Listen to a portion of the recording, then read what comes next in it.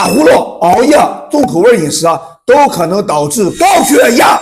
这3个日常习惯正在偷偷的毁掉你的血管，别不当回事儿。今天我必须把这个真相爆出来。很多觉得高血压就是中老年人的专利，错了。你每天呼噜打得震天响，熬夜追剧、重油重辣习惯也是给血管疯狂的加压。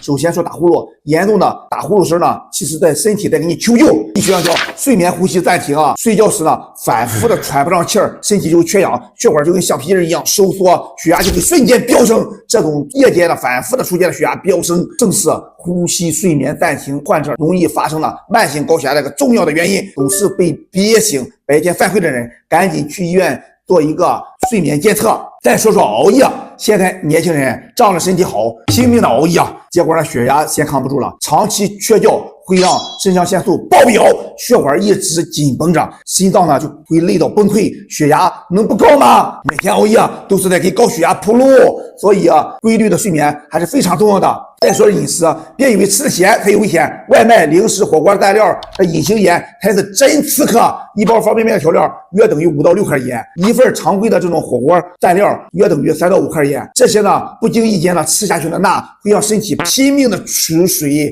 导致血液总量增加，血管压力飙升。油腻的食物更离谱，吃多了血液像粥一样的粘稠的，血管的阻力大，血压就自然的高居不下。想稳定血压其实很简单，呼噜严重时呢立即就医，每天23点前睡觉，做饭少放盐，多吃蒸煮菜。这些改变呢不仅能够保护血管，更是给咱们全身的健康上个保险。快转发给身边的人，别等到血压爆表才后悔。